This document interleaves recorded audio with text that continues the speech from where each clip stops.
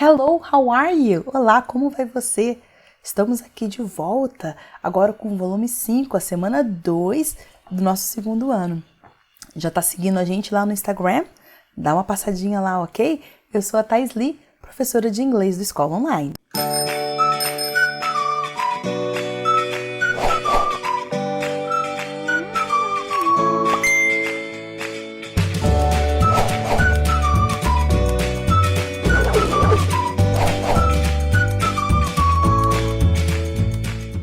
Hello! Voltamos. Gente, ele já começa a semana 2 falando de um texto que nós vimos na semana 1, tá bom? É um texto que fala sobre a história do Google. Vai falar como que essas duas pessoas que não se conheciam na infância, quando chegaram na faculdade, através de um projeto, começaram a ter algumas ideias e hoje conseguem ter um retorno financeiro bem bacana. Um deles já gostava dessa parte, né, de mexer com esse tipo de assunto já por causa dos pais, né, desde criança. E aí, ele junto com isso, ele vai tratar conosco sobre o Present Perfect. Então, é muito importante aqui, ó, ele pediu pra gente sublinhar nas frases, utilizando o Present Perfect. A gente já fez isso na aula passada e aqui também. E ele pede pra gente colocar true or false, né, verdadeiro ou falso, de acordo com o texto. E aí, é importante a gente saber localizar no texto as informações. Então, eu já coloquei para você, ó, passo a passo aí de onde está no texto. E aqui eu lembrei, ó, apesar de não ser have ou has, mas o particípio, professora, tem um been no meio, é porque é a voz passiva. E a gente vai ver isso no momento apropriado. Então, aqui, ó, tá onde está localizado cada uma dessas respostas, mas aqui atrás a gente vai discutir a questão número 1, tá bom? Primeira atividade. Aqui fala assim, se o Google cresceu nos últimos anos. De acordo com o texto e com a nossa realidade, nosso conhecimento, né, de mundo? Sim, com certeza. Fala aqui que o Sergey, ele mora nos Estados Unidos a vida inteira dele. Não. Tá em Bordeaux as informações que estão o quê? Equivocadas. Então aqui é falso, né? Ele é russo, tá bom? O Larry e o Sergey, ou Sergey, né? Eu não sei como é que vem assim a forma correta de falar o nome dele aqui, já que é russo, né? Ele pega e fala assim que eles se conhecem desde que eles eram o quê? Crianças. Eles se conheceram na universidade. Não é desde crianças, por isso que é false, tá? Tá falando que o Larry, ele se interessa por computador desde que ele era criança. Verdade, gente. Desde criança, ele é apaixonado por computadores, tá bom? É por causa dos pais, que também sempre foram dessa área. Aqui fala que ambos voltaram, né? Eles abandonaram a universidade, foram desenvolver o projeto deles e eles voltaram para poder pegar lá o diploma deles. Mentira, não fizeram isso não. E aqui o último fala que eles o quê? Ficaram ricos. Verdade. Aqui no outro slide, ó, fala até aqui um montante, né? Em relação quando eu olho assim eu falo, uau, né? Gente, agora tem aqui, ó, você já comeu pipoca com limão? E durante um passeio você já esqueceu de carregar o celular e perdeu várias selfies legais? Como, né, gente? O Present Perfect também é usado para narrar essas experiências que a gente vai tendo. E ele coloca aqui a frase, I have never had popcorn with lemon. Nunca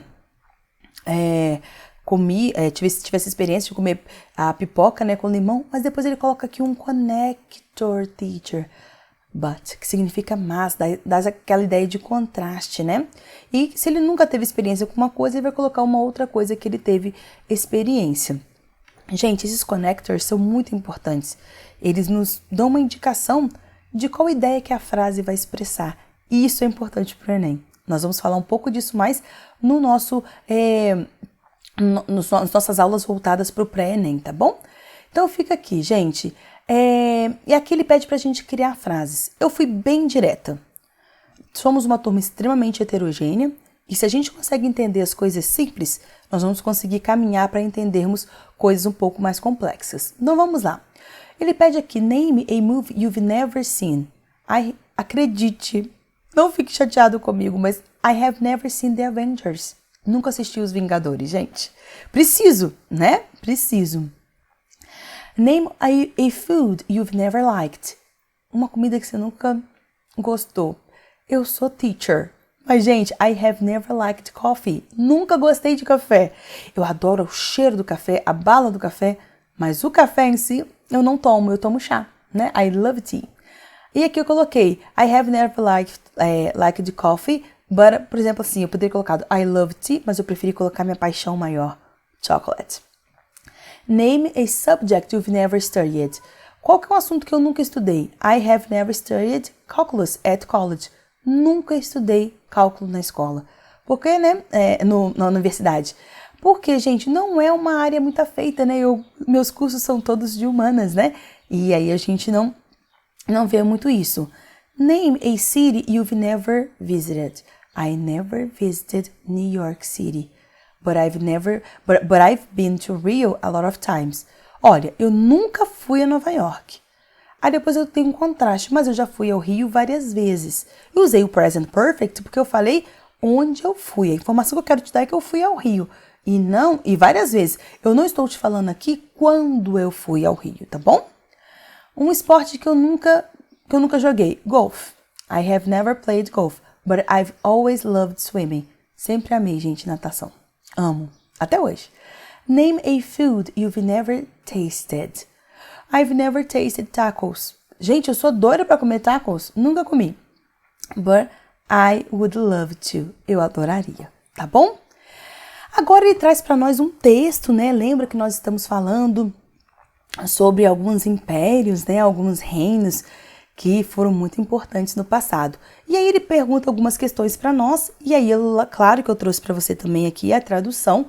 É importante a gente voltar no texto, e eu fiz aqui as marcações de onde que eu tirei, né, essas informações aqui, que eu vou responder as questões agora, sempre procurando ser bem direta, né, em relação àquilo que eu preciso fazer. E aqui fala qual que é o reino apresentado. O reino de Punt, né? Que está falando nos dois slides anteriores, tanto no texto quanto na tradução. E fala quais os registros históricos encontrados sobre esse reino, considerado um império, né? Um reino misterioso. Os relatos históricos do reino datam de cerca de 2500 a.C., né?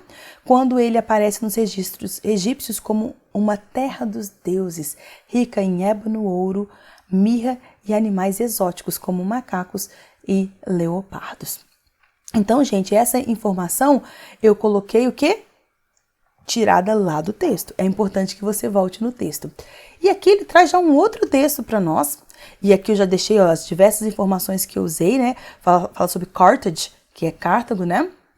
E aí ele pega e eu vou responder as diversas perguntas sobre isso também. Coloquei aqui para você o texto, coloquei para você aqui as informações, ó, todas sublinhadas. É importante você prestar atenção de onde que eu tirei e você voltar no texto em inglês para poder criar essa ligação, tá bom? E aqui eu sempre procuro nas atividades ser um pouco mais assim, né, sucinta e sempre tirando informações lá do texto. Ele pergunta aqui qual que é a relação que a gente faz entre Cartago e as guerras púnicas. Se a gente for ver lá, a gente vai ver que as antigas superpotências entraram em confronto nas 3 guerras sangrentas, né, que foram as guerras púnicas. E o que aconteceu, gente? Na última delas, na terceira, houve quase a destruição total de Cartago. E lá a gente começa a ver que Cartago, aconteceu isso com eles porque eles estavam começando a querer expandir. E quando você começa a querer expandir, né, a questão do imperialismo, claro que as outras nações, os outros reinos, né, eles vão ficar de olho. E aí foi quando nós tivemos, né, essas guerras. E aí fala que o que nós aprendemos sobre o início e a expansão dessa cidade-estado. Aí olha só, tá lá no texto, né, lá no iniciozinho, ele pega e fala que a cidade-estado começou sua vida no século 8 ou 9, como um assentamento fenício, e hoje seria a Tunísia. Entretanto, mais tarde se tornou um império marítimo que dominou o comércio de têxteis, ouro, prata e cobre. Então aí nós temos o início e como que ele foi crescendo. Depois disso que vieram, né, as guerras púnicas, tá bom? E ele continua falando sobre Carthage. Ele fala como que foi o seu auge, a quem que ele influenciou, o que conquistou e o que provocou sua queda e o que existe desse reino atualmente. Proposta de resposta. Você não é obrigado a escrever dessa forma, você pode colocar com as suas palavras, ok? E isso, na verdade, é um incentivo, é muito importante.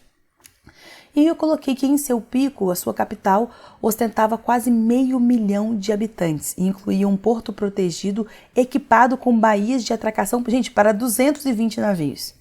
Muita coisa, né? A influência de Cartago se estendeu do norte da África à Espanha e partes do Mediterrâneo, devido a ideias, né, expansionistas. Deixa eu colocar aqui, ideias, esqueci do Szinho. Entrou em confronto com as antigas superpotências, que são as guerras púnicas, né?